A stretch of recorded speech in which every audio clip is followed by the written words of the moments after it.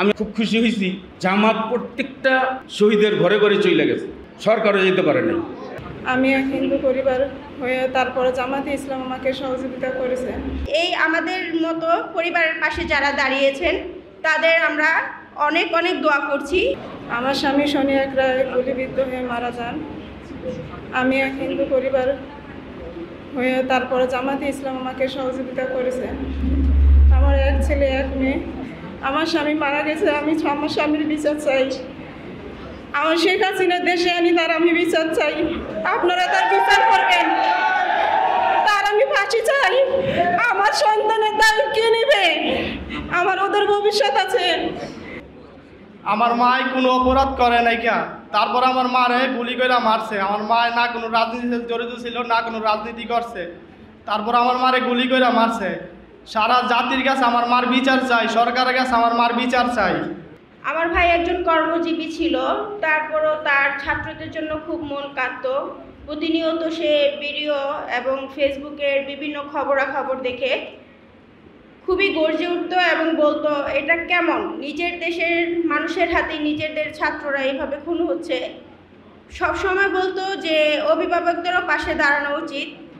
তো 4ই আগস্ট 4:30টায় আমার সাথে ওর লাস্ট দেখা হয়। বলে সে শহীদদের, সে ছাত্রদের সাথে যুক্ত হবে এবং সেখানে আন্দোলনে সরাসরি সম্পর্কিত থাকবে। আমরা বলি যে সাবধান, গুলাগুলি কিন্তু এখনও বন্ধ করেনি। 6টার দিকে কারফিউ। সে বলে কিচ্ছু হবে না, আজকে অনেকেই রাস্তায় নামবে, এই বলে সে চলে যায়। তাকে আর আমরা ফেরত পাই না। 6:30টার দিকেই আমাদের কাছে খবর আসে সে গুলিবিদ্ধ হয়েছে এবং তাকে ঢাকা মেডিকেল নিয়ে যাওয়া হচ্ছে। ছাত্ররাই আমাদেরকে জানায় এবং 8:30টার দিকে আমাদের বাসায় লাশ নিয়ে আসে ছাত্ররা। 4 জন স্টুডেন্ট আমাদের বাসায় লাশ নিয়ে আসে। ওই অবস্থায় আমার বাবা ছিল মাত্র 22 দিনে, রিং পরাইছি, হার্ট অ্যাটাকের রুগী, ওনাকে রিং পরাই নিয়ে আসছি। তো পরিবারে কী অবস্থা সবাই বুঝতেই পারছেন। আমি তার 1 বছর 9 মাসের ছোট বড়, আমরা ভাই বোন, আমি তার ছোট বোন। আমার ভাইয়ের মৃত্যুতে আমাদের পুরো পরিবারই আমরা ভেঙে পড়েছি, কারণ আমার পুরো ফ্যামিলির উপার্জনকারী সে। তার 2 ছেলে মেয়ে আছে, 3 বছরের একটা মেয়ে, 10 মাসের একটা ছেলে।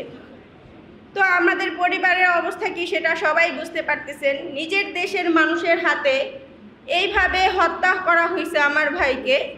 অবশ্যই আমি এর বিচার চাই, পুরো জাতির কাছে বিচার চাই এবং বর্তমানে যারা এই দায়িত্বে আছেন পুঙ্খানুপুঙ্খানু বিচার করবেন তার দাবি করছি, যেন তাদের বিচার করা হয় এবং খুব কঠোরভাবে নিজের দেশের মানুষের উপর এরকম জুলুমভাবে হত্যা করার বিচার যেন তারা আমরা নিজ চোখে দেখতে পাই।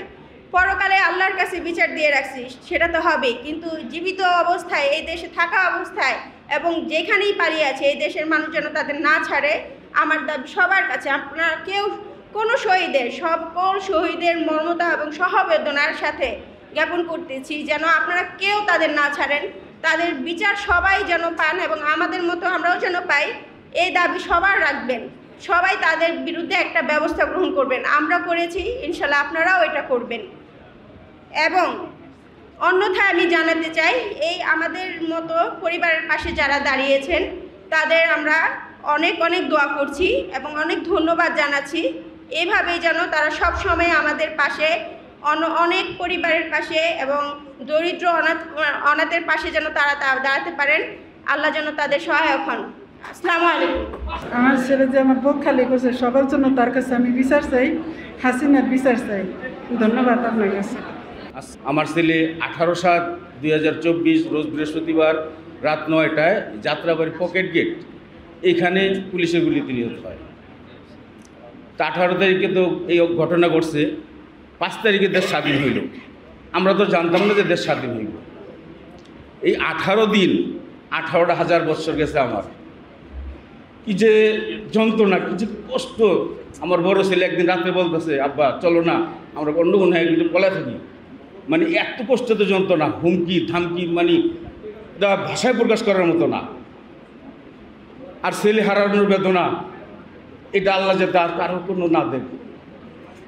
আমি আরেকটা জিনিস খুব খুশি হয়েছি, জামাত প্রত্যেকটা শহীদের ঘরে ঘরে চলে গেছে, সরকারও যেতে পারে নাই, সরকারও লিস্টে করতে পারে নাই।